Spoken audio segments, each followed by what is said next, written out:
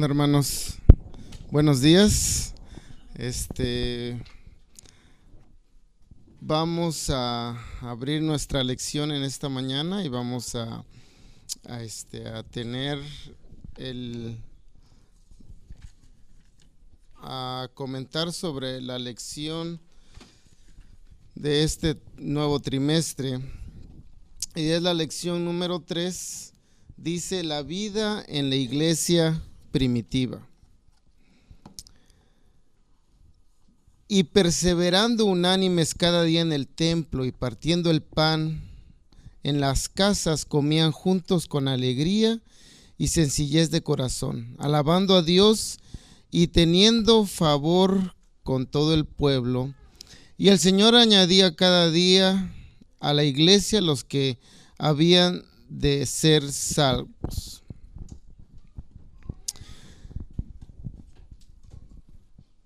Dice aquí el comentario: el sentido de urgencia de la iglesia primitiva no podría haber sido más fuerte. La manera en que Jesús había respondido a la pregunta sobre el establecimiento del reino mesiánico, que dejaba abierta la cuestión del tiempo, podría interpretarse como que todo dependía de la venida del Espíritu y de la culminación de la misión apostólica. Por ende, cuando llegó el Pentecostés, los primeros creyentes pensaban que todo se había cumplido, refiriendo al Espíritu y compartiendo el Evangelio con todos aquellos con quienes se relacionaban. Dice: la iglesia se desprendió de sus bienes materiales. Como percibían que el tiempo era corto, vendieron todo lo que tenían y se dedicaron a la camaradería, mientras seguían dando testimonio de Jesús, pero solo en Jerusalén. La vida comunitaria que establecieron aún era eficaz para ayudar a los pobres. Pronto se volvió un problema y Dios tuvo que intervenir para conservar la unidad de la iglesia, y también empezaron a enfrentar oposición. Habiendo hablado esto, aquí en pocas palabras nos está comentando que como ya era el tiempo cercano de, supuestamente es el comentario que nos está diciendo, que como ya estaba cercano el tiempo de que retornaba Jesucristo, pues por eso es que vendían todas las cosas, ¿verdad? Bueno, vamos a estudiar sobre esto. Es un tema muy interesante y vamos a ver si esto es así. ¿Alguien tiene algún comentario del día domingo? Del día sábado. Si no, vamos a pasar al domingo. Y dice: la enseñanza y la camaradería. Entonces ahí dice que todos estaban. Una de las cosas que nos dice aquí, dice que todos estaban juntos. ¿Por qué puede ser posible, pudiera ser posible esto ahorita, ahora, en este momento, en nuestros días? ¿Por qué sí y por qué no? ¿Alguien tiene algún comentario? Dice: estaban juntos, tenían en común todas las cosas, vendían sus propiedades y sus bienes y los repartían a todos según cada uno tenía necesidad. Podemos nosotros sabemos que al momento de creer recibimos el Espíritu Santo. Podemos nosotros ahora decir que podemos tener todas las cosas en común como estos primeros discípulos. ¿Por qué sí, por qué no? ¿Alguien tiene un comentario? A ver, hermano Wilmer. Bueno, yo pienso que los únicos que van a tener las cosas en común son los convertidos. Porque los que tenían, según la lección, los que tenían las cosas en común fueron los que recibieron el Espíritu Santo. Y es cuando se recibe el Espíritu Santo hay una unidad. Pero cuando no hay Espíritu Santo, lo que hay es controversia. Entonces, una forma de ver de que si la persona tiene el Espíritu Santo, porque el Espíritu de Cristo es mansedumbre, humildad. Entonces, decir que somos cristianos y no ser mansos y humildes, pues es una contradicción a lo que realmente es el carácter de Cristo. Ok. Para tener las cosas en común, pues tenemos que estar todos en el same page, en la misma página, ¿no? Para poder tener cosas en común. Muy bien. ¿Alguien más? A ver, Luis. Hay una palabra importante, Uh-huh. es unánime. Uh-huh. ¿Sí se escucha? Uh-huh. Ok. ¿Se escucha? Ahí sí. ¿Verdad? Que es unánime. Sí, y cuando nosotros estudiamos en lo que es la palabra unánime, en lo que era el cristianismo en ese tiempo, es que todos iban para el mismo lado. Uh-huh. Todos pensaban igual.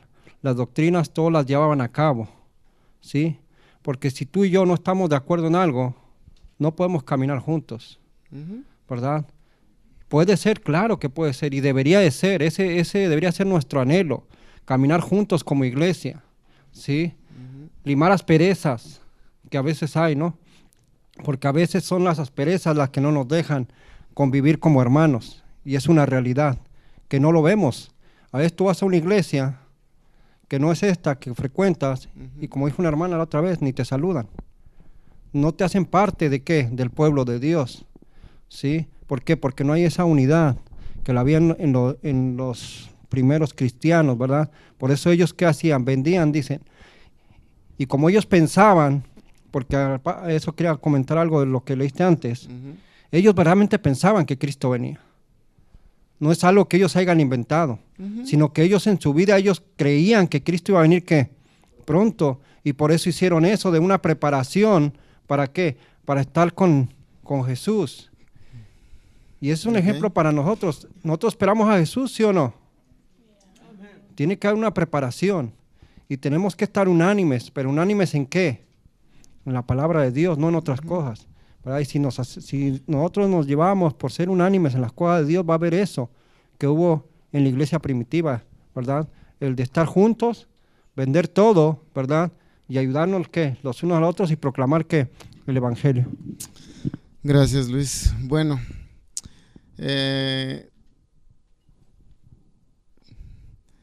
es algo que la verdad que deberíamos de pensar tristemente. Necesitamos del Espíritu Santo.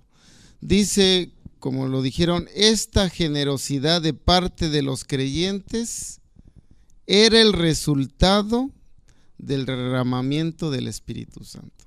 Ese era el resultado. Entonces, ojalá y es algo que todos debiéramos de alcanzar, pero tristemente no podemos convivir. Debiéramos convivir, pero no podemos. ¿Por qué? Ahorita doy la palabra, hermano. ¿Por qué? Porque aún todavía hay controversias, diferencias, hay egoísmo en nuestro corazón, hay codicia. Entonces, como todavía hay esas cosas en nuestro corazón, difícilmente podemos convivir juntos. Imagínense que vendían las cosas para que pues no hubiera necesidad. Y vamos a ver, hermano Bernabé. Bueno, estamos estudiando la vida que llevaban los primeros creyentes. Uh-huh.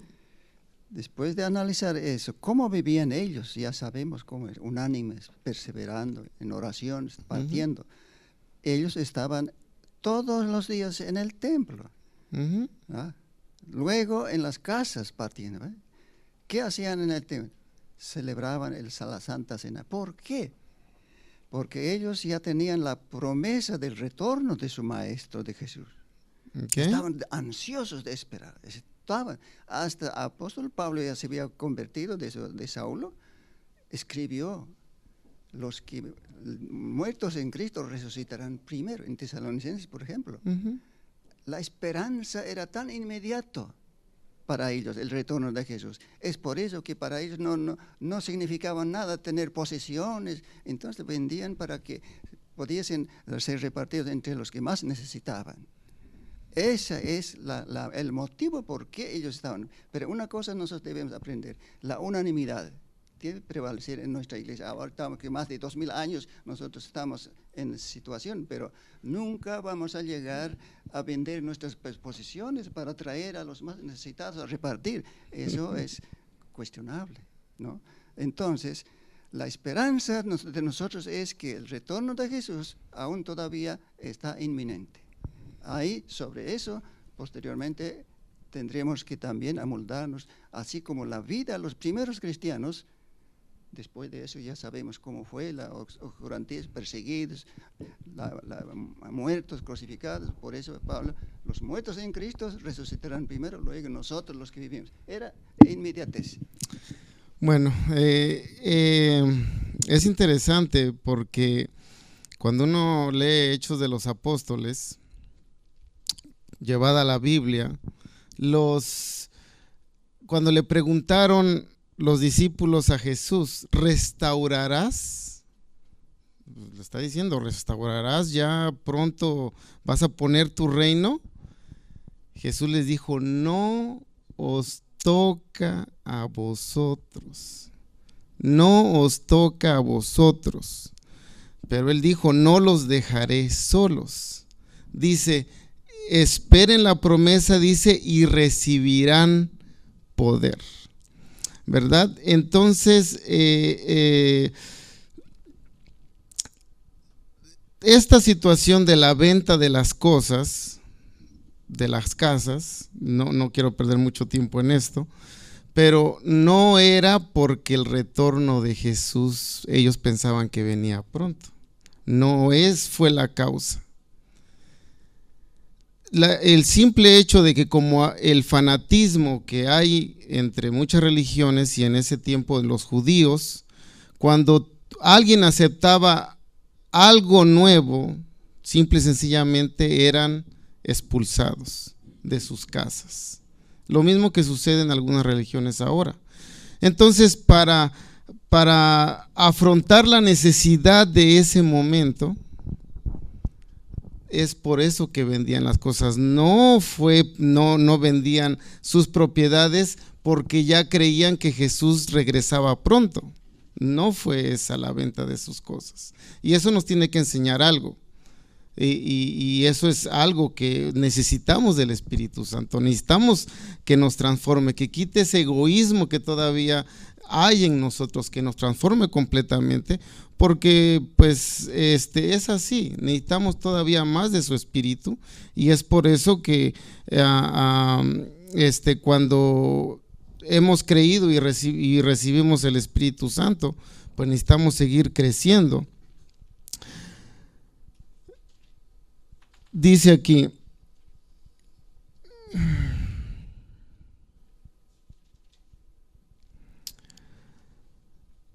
así será siempre que el Espíritu de Dios tome posesión de la vida. Aquellos cuyo corazón está lleno del amor de Cristo seguirán el ejemplo de aquel que por amor a nosotros se hizo pobre a fin de que su pobreza fuésemos enriquecidos. El dinero, el tiempo, la influencia, todos los dones que han recibido de la mano de Dios lo estimarán solamente como un medio de proveer la obra del Evangelio. Así sucedía en la iglesia primitiva, y cuando en la iglesia de hoy se vea que por el poder del Espíritu los miembros han apartado sus efectos de las cosas del mundo y que están dispuestos a hacer sacrificios a fin de que sus semejantes puedan oír el Evangelio, las verdades proclamadas tendrán una influencia poderosa sobre los oyentes. Entonces, para poder nuevamente hacerle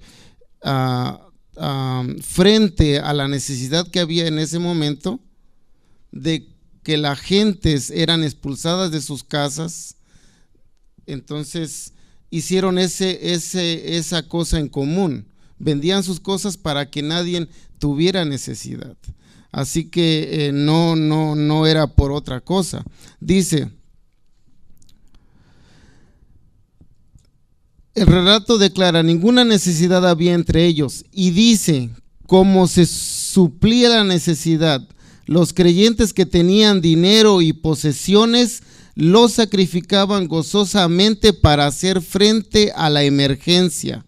Vendiendo sus casas o sus tierras, traían el dinero y lo ponían a los pies de los apóstoles, y era repartido a cada uno según su menester. Esta generosidad de parte de los creyentes, como dijimos, era el resultado del derramamiento del Espíritu. Los conversos al Evangelio eran en un corazón y en un alma, un interés común los dominaba, a saber, el éxito de la misión a ellos confiada, y la codicia no tenía cabida en su vida.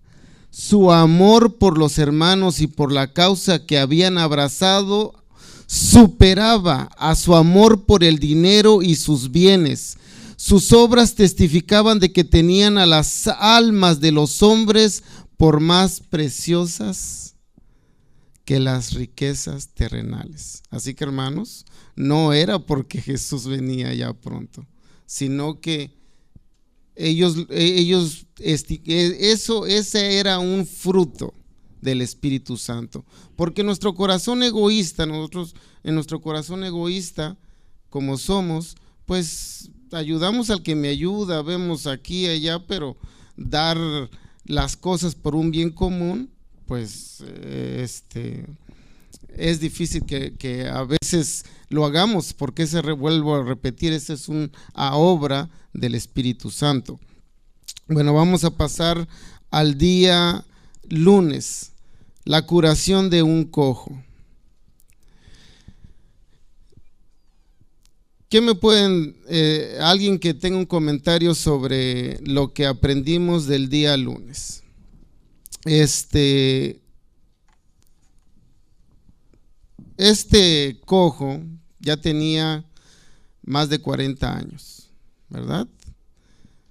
Y resulta que Jesús estuvo 3 años y medio. ¿Qué pasó? Si Jesús estuvo 3 años y medio, ¿cómo es que ese cojo no había sido sanado? Muy buena, muy buen comentario. Bueno, pues sí.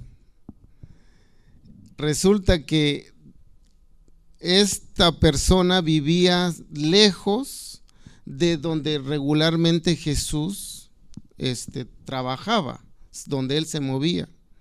Y cuando resulta que él pudo de alguna manera convencer o que lo llevaran cerca, tristemente, ¿qué fue lo que pasó? Cuando llegó a Jerusalén, ¿qué fue lo que ya había pasado? Ya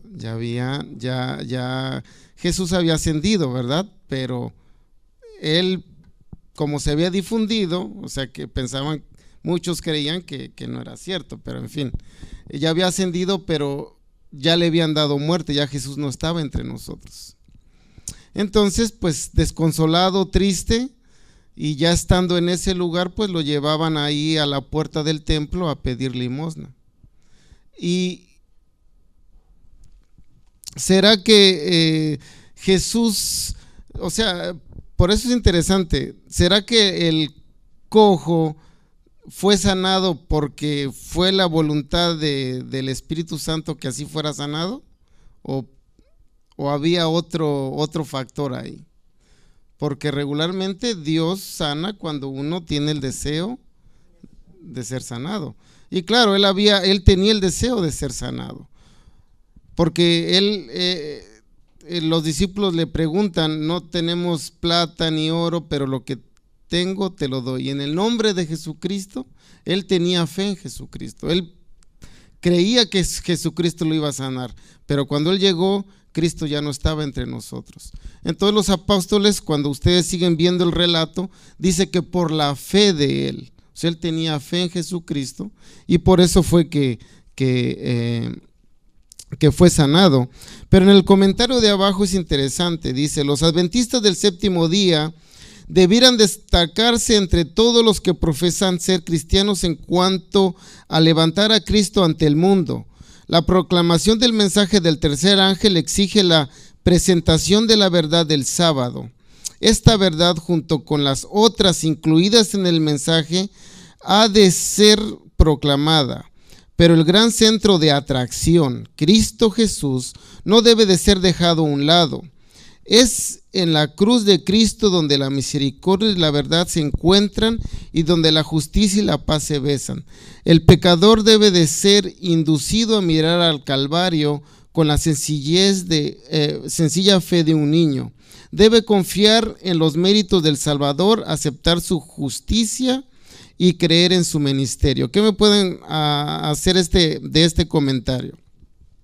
¿Verdad? Porque aquí él habla de 5 puntos.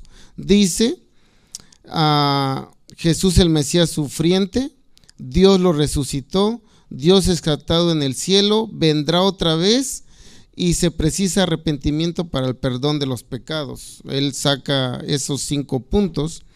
Y en la parte de abajo dice, el pecador debe ser inducido a mirar al Calvario, ¿verdad?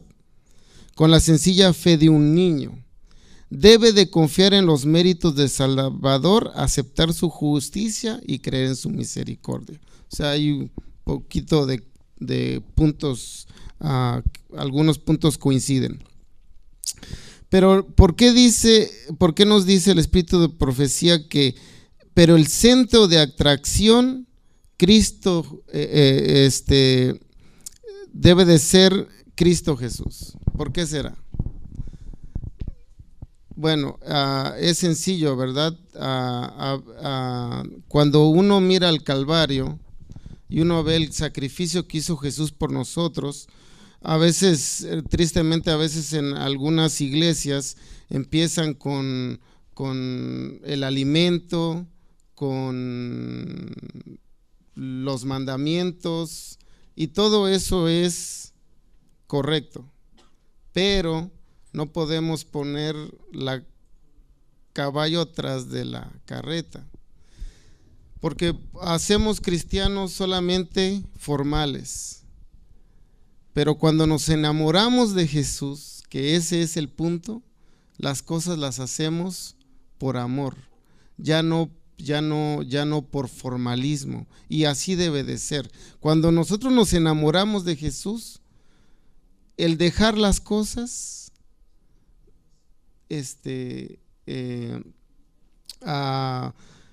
sencillo, no es difícil dejar nuestra alimentación, guardar los mandamientos de Dios. Pero si no, a veces lo hacemos formal. Si no hago esto me voy a perder, si no hago esto me va a pasar esto, si no hago esto me va a pasar lo otro. El amor debe de ser el motivo de las cosas que hacemos, no mero formalismo. Vamos a pasar al día martes. El surgimiento de la oposición, ¿verdad? Este surgimiento vino, ¿verdad? Porque nos dice en Hechos capítulo 4, dice que los líderes estaban resentidos porque los discípulos, ¿qué hacían? ¿Qué hacían los discípulos? Enseñaban al pueblo, ¿verdad? O sea, ¿con qué autoridad, verdad? Estos maestros enseñan. Entonces realmente viene por el celo de las cosas, resentidos de que enseñaban al pueblo. Y es interesante que Pedro, cuando fueron cuestionados, Pedro les dice, esta es la piedra, dice, reprobada de vosotros los edificadores, la cual es puesta por cabeza de ángulo. Entonces, ellos, los líderes en ese tiempo, pues los fariseos, los saduceos, el sumo sacerdote y todos los demás, habían negado a Jesús, de que él fuera ¿quién? El Mesías, y lo habían condenado y crucificado.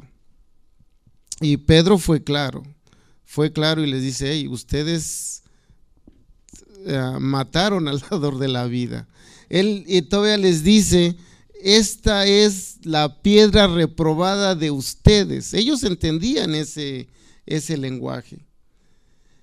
Y todavía les dice: y en ningún otro hay salvación. O sea, ellos se lo pusieron las cosas claras. No hay otro nombre bajo el cielo dado a los hombres en el que podamos ser salvos. Entonces ellos, y ese valor fue obra ¿de qué? Del Espíritu Santo. ¿Por qué? Porque unos días antes, bueno, vamos a ponerle 2 meses antes, ¿verdad? Porque de la cruz al Pentecostal son 50 días, más el tiempo que estuvieron ahí. Fue un cambio sorprendente, y eso solamente lo puede hacer el Espíritu Santo, porque Pedro había negado a Jesús, aunque había caminado con él, había estado con él, había recibido el Espíritu Santo, pero aún así le llegó el temor. Ya ese Pedro que ahora estaba enfrente de ellos pensaban que lo iban a atemorizar, que le iban a hacer infundir miedo, decirle: hey, vamos a atemorizarlos para que ya no sigan predicando en este nombre. Pero ese Pedro ya no era el mismo Pedro. Ese Pedro era una persona 100% convertida. Y temor, o sea, antes tenía temor, ahora ya no tenía temor, porque Jesús había dicho: yo voy a estar con ustedes todos los días. Y eso mismo es para nosotros, definitivamente. Cuando ellos tuvieron que afrontar la muerte, Jesús estaba al lado de ellos. Cuando ellos estaban en la cárcel, Jesús estaba al lado de ellos. Cuando ellos estaban junto a los magistrados, junto a los dirigentes, Jesús estaba con ellos. Y tristemente aún no es algo que va a suceder, porque nosotros vimos la semana pasada que Pedro les dijo que toda esta cosa que ellos escuchaban y veían y oían, dice que lo dice en Joel, ¿verdad? Que dice: y en los postreros días. Y nosotros sabemos ahora que esos no eran los postreros días, Los postreros días vienen ahora, estamos ahora. Así que eso va a volver a suceder. Ahora vemos situaciones, ¿verdad? Yo no sé si ahora se siga, pero hace algunos años atrás yo me daba cuenta de que se tenía que seguir un libreto. Tú tenías que, eso no se hace aquí, pero yo me daba cuenta que te daban un libro de sermones: o esto te toca predicar, tú predicas de esto se habla, no, el espíritu de profecía no se comenta nada, y cosas así. Y es interesante,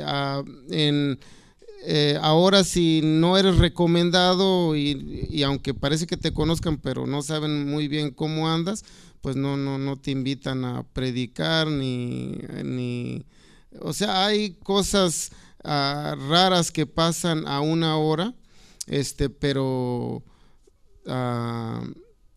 nosotros tenemos que hablar las cosas conforme el Espíritu Santo nos diga, sin tratar tampoco de hacer sentir mal a las otras personas. Pero Pedro era claro: ustedes fueron los que mataron al dador de la vida. Sí. Ananías y Zafira. ¿Qué me pueden comentar de Ananías y Zafira? Todo lo conocemos, todo lo hemos estudiado, y vemos ese caso extremo. ¿Por qué no se les, Ananías y Zafira, por qué no se les trajo aparte? Bueno, pregunto yo, nada más estoy haciéndolos pensar. Y se les, mira, ¿por qué estás vendiendo, por qué estás queriendo cometer este fraude? ¿Por qué no se les comentó que lo que estaban haciendo estaba mal? Yo pregunto nada más. ¿Alguien tiene algún comentario? ¿Por qué será que no se les dijo, hey, mira, tú estás queriendo cometer fraude?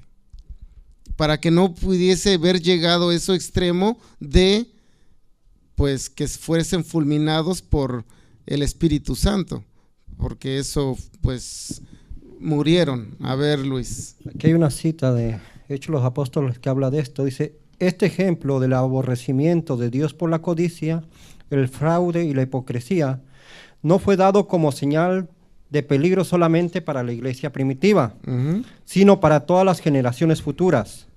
Era codicia lo que Ananías y Zafira habían acariciado primeramente. El deseo de retener para sí mismo una parte de lo que habían prometido al Señor los llevó al fraude y la hipocresía. Claro.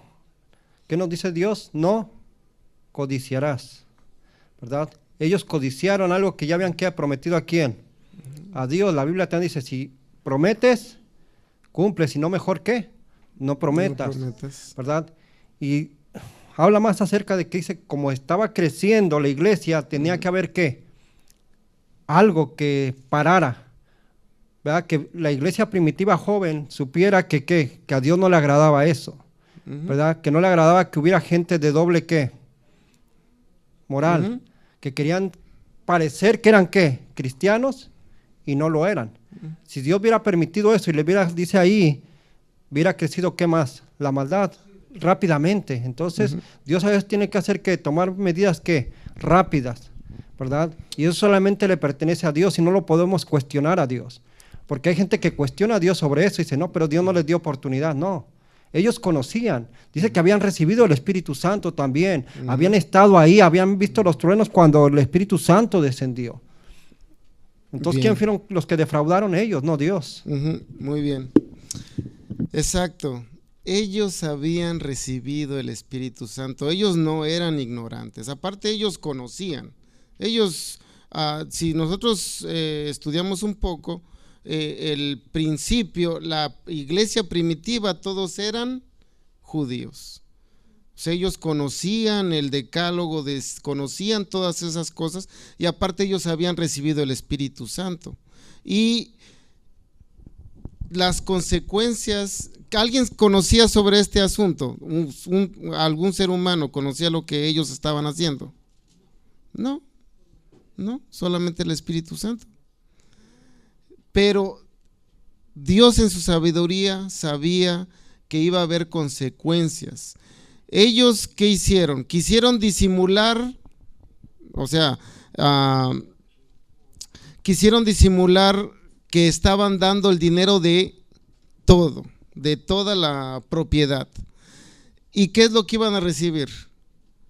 Bueno, dice ahí que todos los que hacían este sacrificio eran puestos, dice, en gran estima.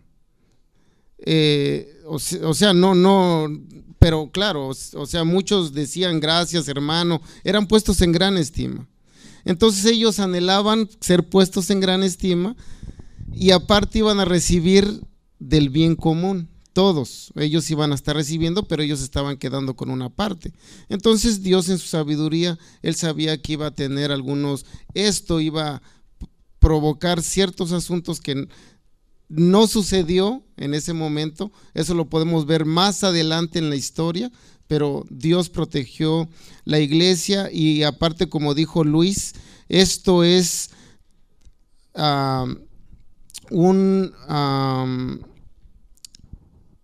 es un ejemplo para retarnos a todos los que son tentados a actuar de la misma manera. La promesa que se le hace a Dios no la podemos tener como menos, como nosotros que nos vamos cara a cara hiciéramos un trato. No es más, es importante el trato que hacemos tú y yo de palabra, pero también si hacemos una promesa a Dios, es igualmente importante. Y tenemos que tener cuidado de esto.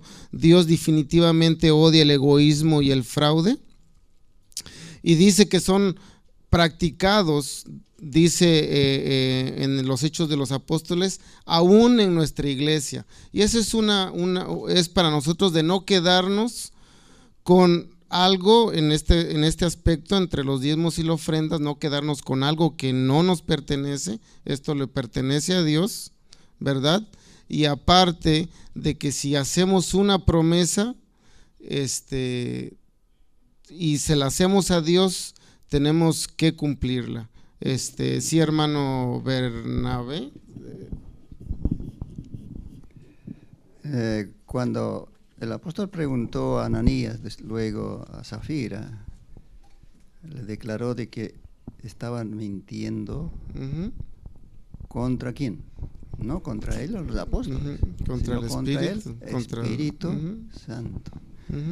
La pregunta es, ¿por qué Dios en aquel momento dio ese castigo severo a los dos? No fue por su pretensión de quedarse, sino que por contra el Espíritu Santo. Es evidente de que contra el Espíritu Santo no hay perdón. Claro. Y ya para terminar, vamos a llegar al segundo arresto. Y nos habla de Gamaliel, ¿verdad? Cómo persuadió al Sanedrín. Y esto es interesante. Vemos el fruto del Espíritu Santo que hace en la persona, ¿verdad? Si alguno de ustedes ahora es arrestado injustamente, ¿qué haría? ¿Contrademandaría? Si la policía lo agarra y le da unas cuantas cachetadas, ¿se quedaría así o demandaría a la policía, verdad? Porque usaron exceso de fuerza, o en la corte o algo. Vemos qué tan lejos estamos nosotros de eso que tenemos que llegar a hacer, porque ellos fueron agarrados, fueron tomados en la cárcel y los dirigentes le dijeron: no van ustedes a hablar en este nombre. Y Pedro les dijo: es menester obedecer a Dios antes que a los hombres. Y nosotros, para nosotros es eso, pero la actitud, yo lo que me fijé mucho, la actitud de ellos, cómo recibieron, porque aún así fueron castigados. El sistema religioso no castiga, el que castigaba era el sistema judicial, que era los romanos, y ellos se brincaron eso y los castigaron. Pero yo lo que veo, ellos dicen que estaban contentos y alegres. Después de ustedes recibir una zarandeada injusta, ¿estarían contentos y alegres? ¿Verdad? Hay tanto egoísmo, tantas cosas en nuestro corazón que necesitamos definitivamente del derramamiento del Espíritu Santo. Él me la hizo, me la paga. O de alguna manera hacemos que nos queremos desquitar. Yo me acuerdo una ocasión, y eso lo aprendí de una persona mexicana, que llegó a comentar, dice: somos mansos, no mensos. Es interesante cómo tenemos tantas cosas que definitivamente necesitamos del Espíritu Santo, hermanos, para que podamos abandonar todas esas cosas que hay en nuestra vida, en nuestro corazón. Necesitamos más del amor de Dios en nuestras vidas, para que realmente, nuestro ejemplo es Jesús, pero definitivamente estos primeros discípulos fueron un claro ejemplo de lo que Jesús espera de la vida de ellos y lo que espera de nuestra vida diaria de nosotros. Así que es bueno que estudiemos estas lecciones que nos traen y nos vuelve a recordar nuestro ejemplo. Y si hay algunas cosas, nosotros estudiando la vida de ellos y vemos, nosotros nos tenemos que ver a nosotros, verme yo no tengo que ver al hermano, yo me tengo que ver yo cómo estoy, cómo es que yo actúo o asimilo conforme a las circunstancias de mi diario vivir en mi casa, en mi hogar, en mi familia con Dios. Así que, hermanos, definitivamente que Dios nos pueda ayudar y pueda desarraigar todo aquello que nos separa de Él. Así que, hermanos, que Dios los bendiga en esta mañana.